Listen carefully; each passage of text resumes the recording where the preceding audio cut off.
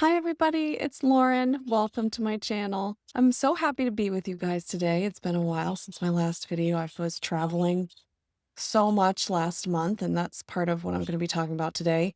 The topic for today is integration, the integration period after a big shift of energy and emotion, some aha period, some like big moment of clarity. Afterwards always comes an integration process, an integration period. It's not the sexiest of topics. It's not the big, flashy, exciting thing. The thing is, there are some things to know about it, and it's a really important part of the process to pay attention to because sometimes that's when the big ahas really happen. But the way I think about it is this is when the rewiring happens. When we have a big energetic release, we have a big realization, we have something that is energetic in nature that shifts the energy immediately. The thing about energy is that it can change in an instant, but the body and the mind need time to catch up. And that's really what I think of the integration process as. It generally takes, in my experience, about a week and a half, two. It varies. It can take longer than that. It can be shorter than that. But in my experience, that's been sort of the typical length of time. This is what I think of when the actual rewiring happens. It's almost like the shift of emotion and energy in that instant when you have a big release or you have a big realization in the process of trauma healing. I didn't say that. If you're new to my channel, then healing of developmental trauma is what we talk about on this channel. So in the trauma healing journey, when you have a big energetic shift, like a big cry, a big release of anger, a big release of disgust, a big realization, a big aha, something clicks into place, something that was in the darkness is now shining in the light. When that happens, that's the energetic shift. It's like that moment is the moment when the way our brain was wired sort of splits. This is not technical. This is just like my sort of intuitive sense. What it feels like to me is like it feels like that's the moment when it breaks apart and there's space created in the brain and the nervous system and the body. And then the integration process is the rewiring. And that's ultimately what we're doing in this process of trauma healing is a rewiring process. We're rewiring our brains, our nervous systems, our bodies, our cellular messaging. And so after that energetic shift and the breaking open happens, it's like the body and the brain, which are energy, but they're also matter. And so it takes some time to integrate. That's a good word for it, to process, to rewire in this new way. You can think of it as synapses breaking in the release moment and then new synapses forming in the weeks following. Because it's like when you all of a sudden see something, see a truth that you've never seen before, chances are it's going to have an impact on the way you saw the world or the way you saw yourself or the way you saw other people or the way you saw a relationship or your relationship to anything or anyone. All of a sudden, you have to like recalibrate the whole picture. Like your brain has to kind of rework the whole thing to fit. Our brains can't hold multiple truths in conscious light for very long. It has to find a way to make sense of it. That's one of the purposes of our brains, right? It's like to make sense and meaning out of the experience that we're having.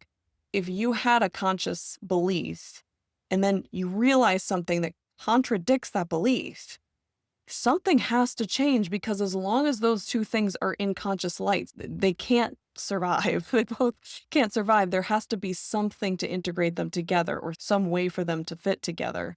And so that's what's happening in the integration process. And I'll give you an example talking about a circumstance that happened recently, and actually two, because the integration process doesn't feel the same every time. In fact, it feels different pretty much every time, depending on what is shifting and what part of the process you're in of like a particular wound.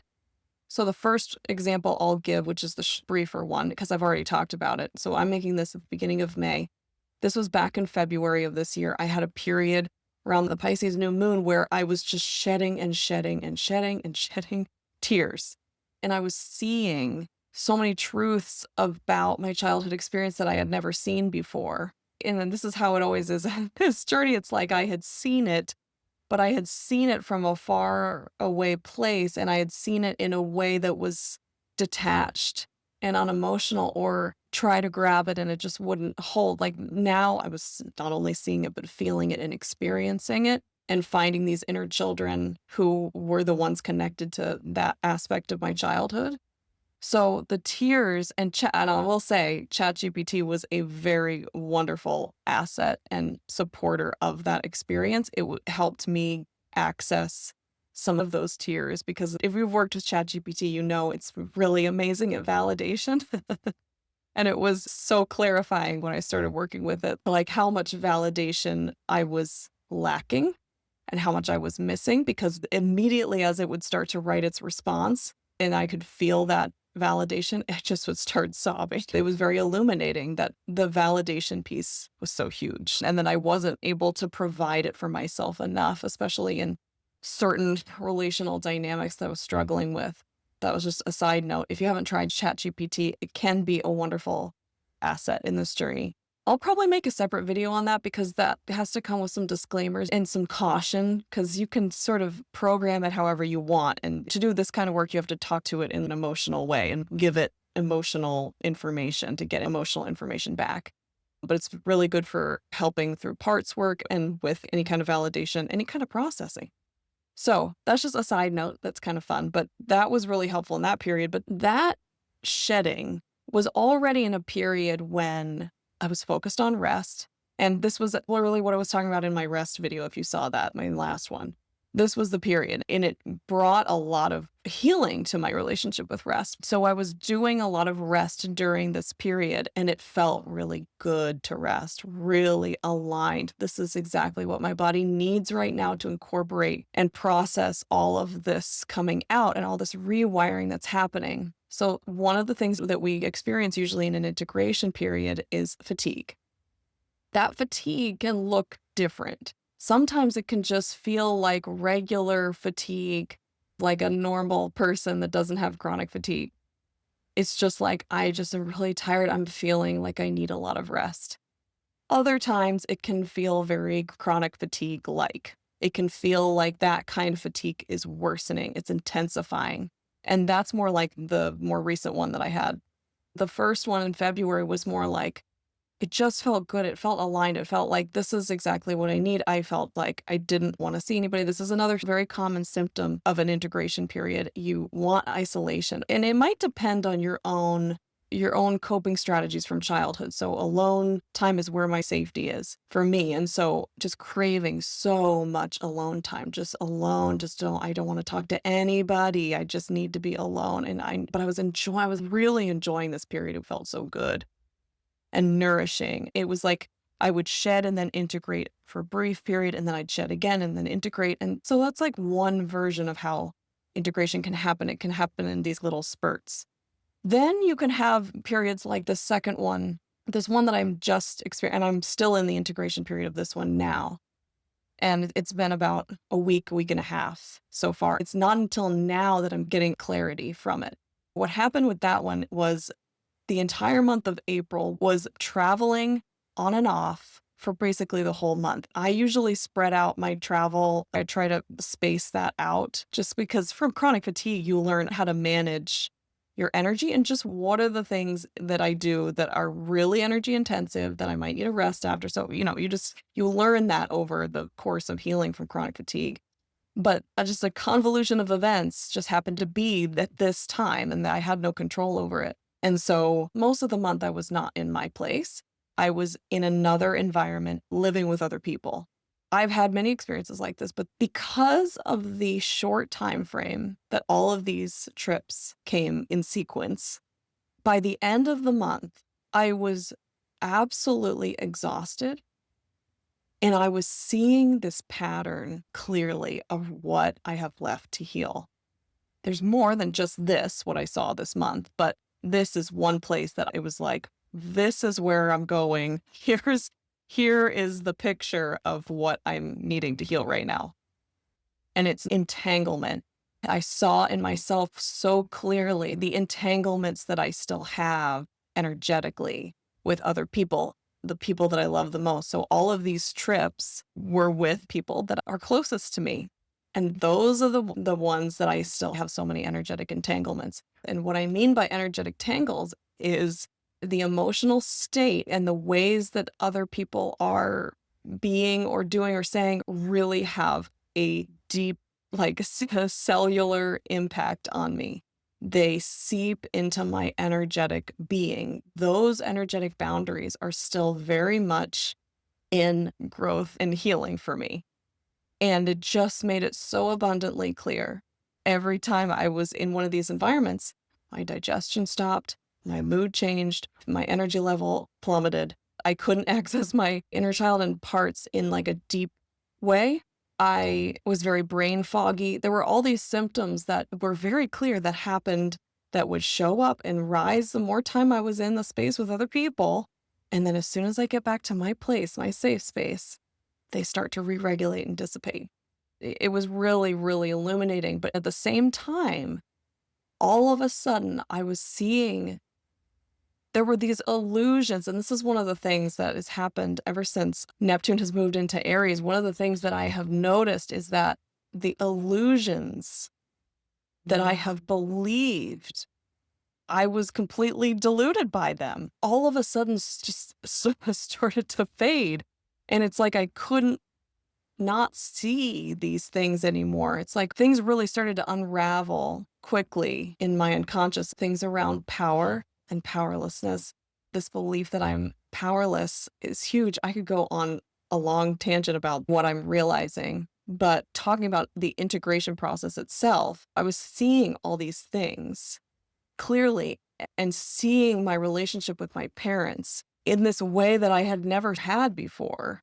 The ways that my relationships and my childhood affected me with a new level of clarity that I hadn't seen before. That's part of the way to describe this whole process. It's just like an increasing levels of clarity again and again and again. Like denial keeps shedding and clarity keeps coming. Like, and it's just like, I thought I was clear. I thought my denial was dead. And then I reached this new layer, this new level of clarity, this new level of low level of denial. It just keeps happening and happening and happening.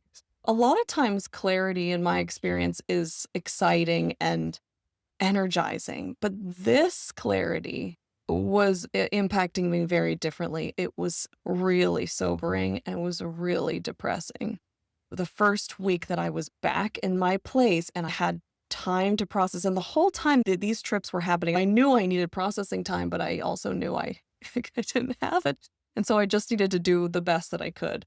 At the end of the month, I started to finally have the time. And once I had the time to process, I went into a very dark period. And in hindsight, I realized it was an ego death. And that's usually how it happens. For me, for ego deaths, I think it's pretty common. When you're in it, you're just like, the world is ending. My life is over. You know, I laugh, but it's really dark.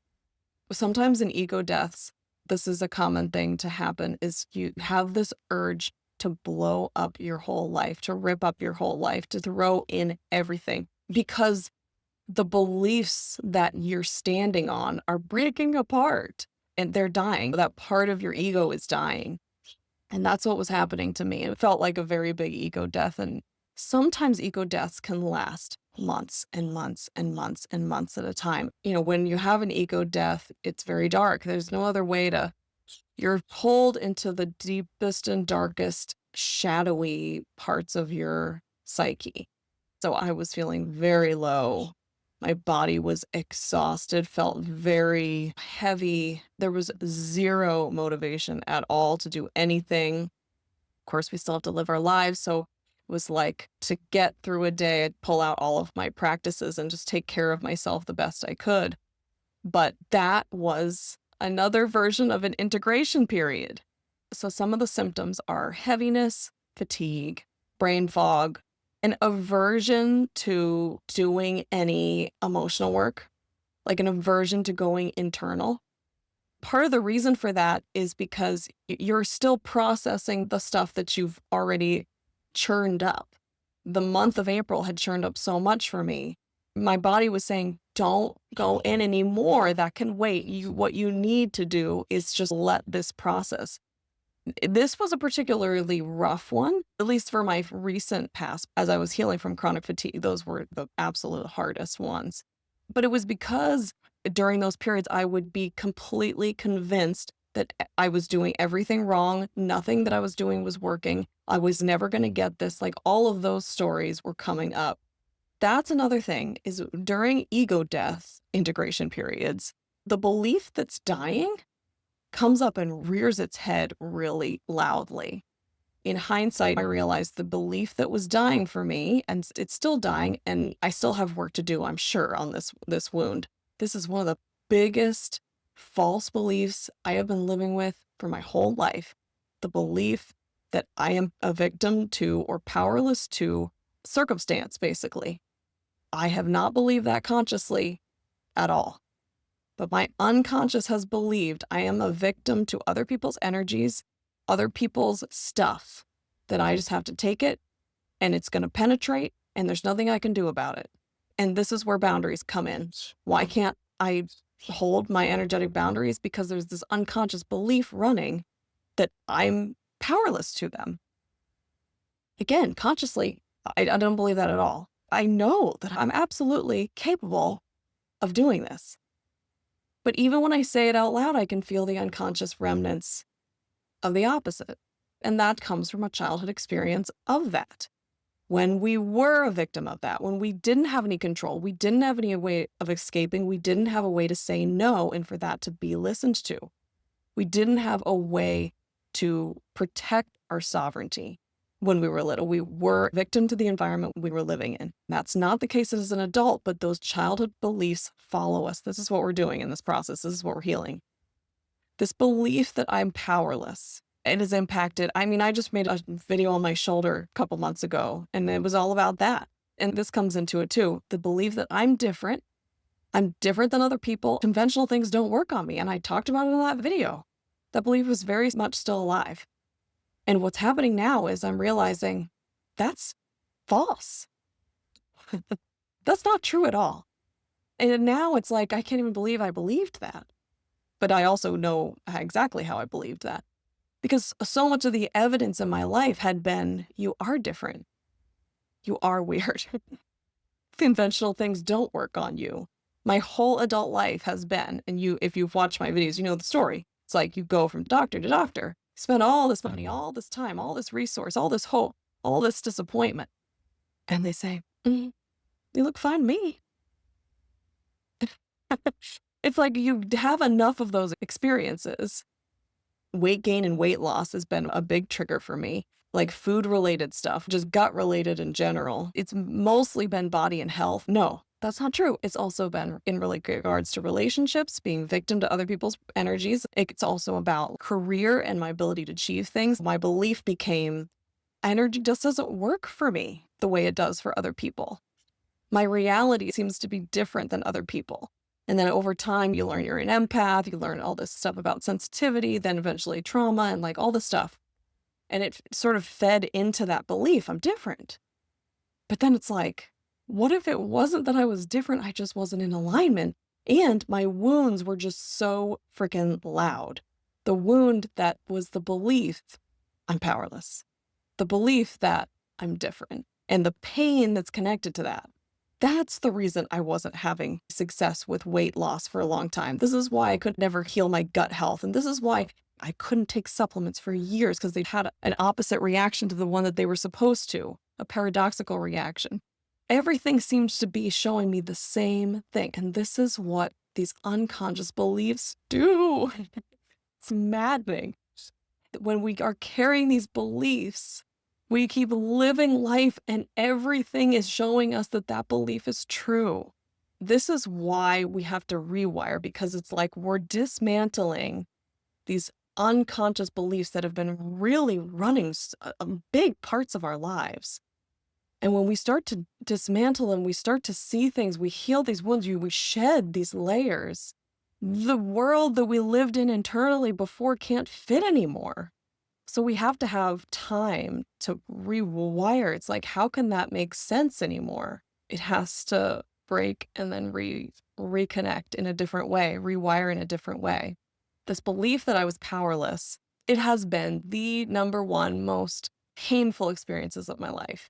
And it's shown up in every area. Since we're on a channel talking about chronic fatigue, that is one of the biggest areas that it shows up as. Because with chronic fatigue, there's not much better than developing chronic fatigue to make you feel powerless, in my opinion. And it's this wound showing up. I was explaining all of that because during integration periods, the belief that's dying, the belief that you're unwinding in one way or another in your unconscious, gets really loud during that period. So you can bet that I was really in a powerless place last week.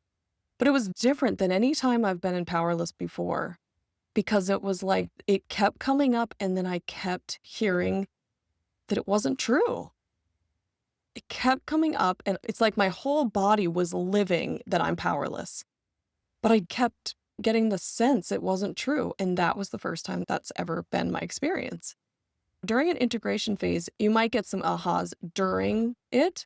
You also might not get any, and it just feels like just a horrible ego death, which can feel just like depression, anxiety, powerlessness, hating your life, hating yourself, wanting to destroy your whole life, wanting to just throw dynamite in it, obviously figuratively, and just starting over, like changing your name and running away to an island, starting life anew. The questioning of every belief that you've ever had, the questioning of doing anything right.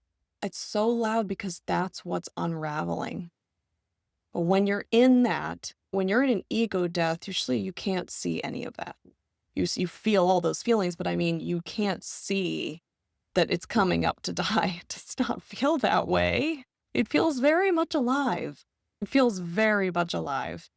It's hard for me looking back to determine which times that I have felt that way were they ego deaths, which times were they what I call triggered states. Are they one and the same? It's hard because I didn't have the same perspective then. Maybe they were one and the same, but I didn't have the clarity I would have needed to be able to determine that at the time.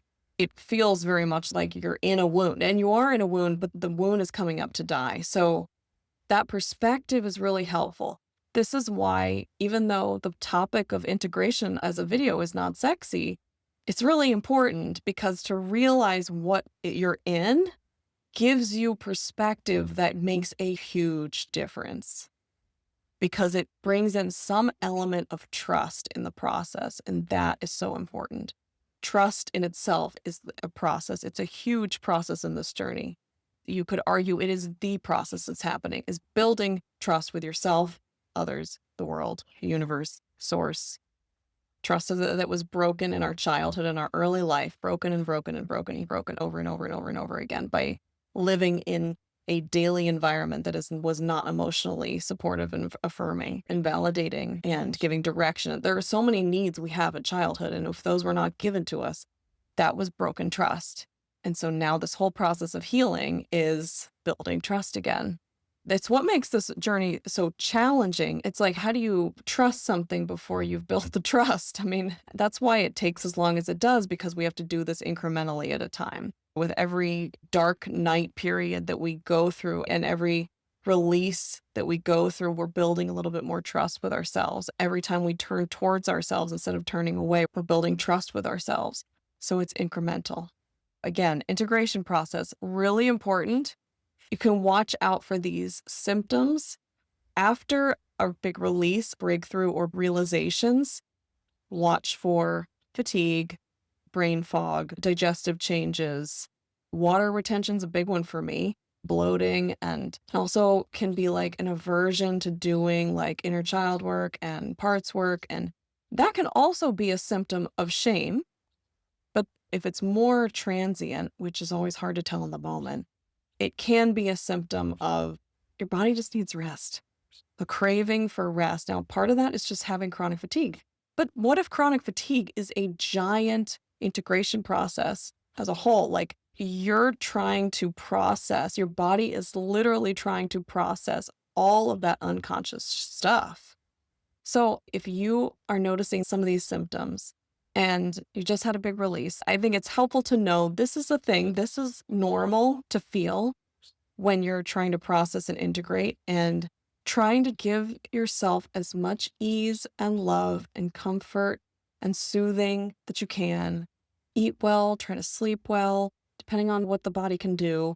Rest as much as you can. Just be gentle. Just try not to force it to do anything. Focus on your nervous system. It's a really good time to focus on your nervous system, but it could be just that you just want to stop trying to heal it. Like stop trying to do and fix and heal. It's like, what, maybe I just need to listen. What does my body want to do? But maybe it's a period when you feel like you just can't stand the idea of doing any healing work. That is a really prominent symptom that I've noticed, but that's unusual for me. And so that's why it's like has put up a little flag for me that's like, oh, I think I'm integrating and I just need to rest and stop pushing, stop reading, stop watching videos, stop doing parts work and inner child work just for a time. I could go check on her or if I feel like it, but usually I don't. And so just to trust that it's not that something's wrong. It's not that I'm flawed, I'm faulty, and I'm doing it wrong. It's that my body's trying to tell me that it needs to integrate, it needs to process, and then giving it some spaces. So after some time or whenever it calls to you, try to notice a time when maybe you want to speak, maybe you want to I like to do audio journaling. Use the throat chakra to just kind of speak. What are you feeling? And it'll probably reveal what is moving for you, what is processing for you. And you might gain a lot of clarity, and that might help move the energy more to start having the ahas. So again, like the big realizations can be the energetic shift that starts the whole process of integration.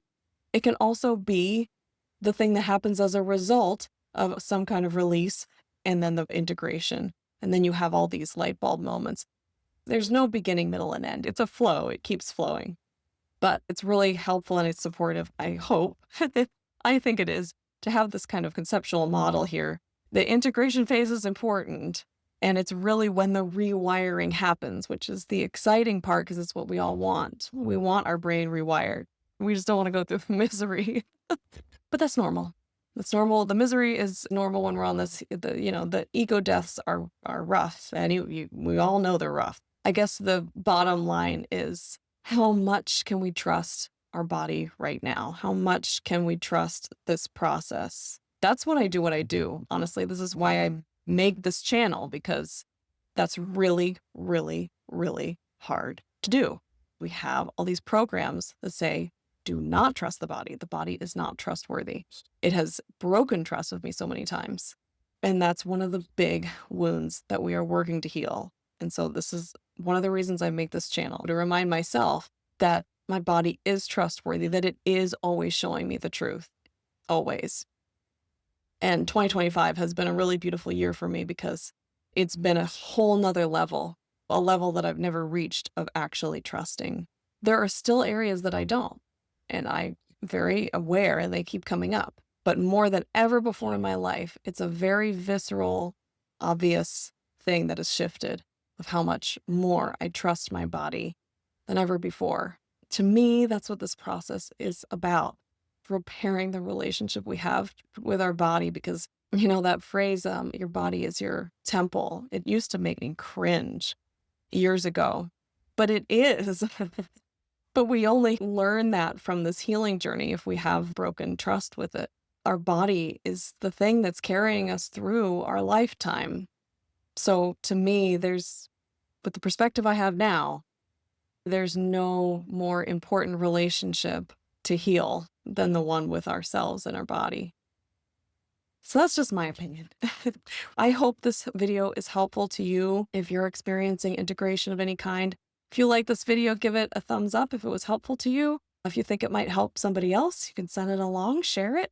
And if you like it enough that you want to subscribe and see more of my content and my videos, it would be so helpful and would help other people find my videos as well. If you'd like one-on-one support, I'm available for one-on-one coaching. You can book an appointment on my website, laurenvoorhees.com. The link is down in the description below as well. And I really hope you are doing well. I hope your healing process is taking you on an incredible journey and you're seeing the growth and transformation that's happening inside of you. Because it is. Sometimes it takes a while to see that it is, but it's happening. If you have the intention to heal and you're taking action to heal, things are happening no matter what. Okay, those are my thoughts. I hope you're doing well. Thank you for watching, and I'll look forward to talking to you on the next one. Bye.